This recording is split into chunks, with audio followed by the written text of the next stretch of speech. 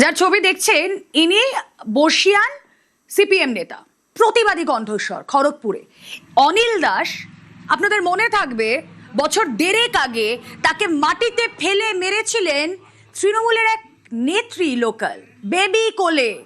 আর এবার জনতার দরবারে অভিযোগের পর অ্যাকশন। সেদিনের সেই ছবি আপনাদেরকে দেখাচ্ছি, যেখানে প্রতিবাদীকে রাস্তায় ফেলে মার, বাম নেতাকে জুতো পেটার বিচার। এবার জনতার দরবারে অভিযোগের পরই অ্যাকশন। জনতার দরবার বসছে, সেখানে অভিযোগ আর তারপরই অ্যাকশন। কথা বলবো, শঙ্কর প্রতিনিধি রয়েছেন আমাদের সঙ্গে। শঙ্কর, এর আগেই আমরা দেখেছিলাম বেবি কোলেকে দল বহিষ্কার করেছিল, কিন্তু এবার জনতার দরবারে কি নিদান হলো?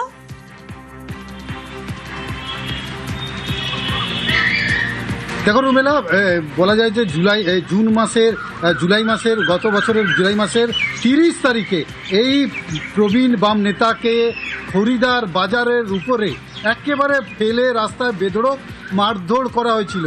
এবং একজন বেবি কোলে নয়, তার সঙ্গে আরও 2 মহিলা ছিল। প্রায় বছর কেটে গেছে, তার বিচার পায়নি তার পরিবার। পুলিশের কাছে বারবার গেছে, কিন্তু কোনো বিচার হয়নি। রাজ্যে পরিবর্তন এসছে।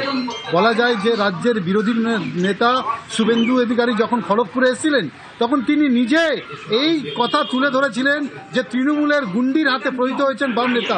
আজকে তিনি মুখ্যমন্ত্রী, তার কাছে তার পরিবার দ্বারস্থ হয়েছেন। তার ছেলে আজকে দেখা করেছেন জনতা দরবারে। বলা যায় যে 1 ঘন্টার মধ্যে খড়গপুর টাউন থানার পুলিশ প্রবীণ বাম নেতা অনিল দাসের বাড়িতে পৌঁছেছে। একদম তার কাছে জানতে চায় যে কি ঘটনা ঘটেছিল সেদিন এবং কোন কোন কারণে মানে তাকে মারধর করা হয়েছে, সমস্ত বিষয় খতিয়ে তিনি গেছেন।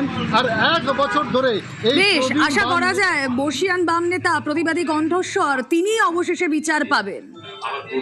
আবেদন করতে পারেন যে আমি তদন্তে খুশি নই, আমার সাথে পুনরায় তদন্ত করা হয়।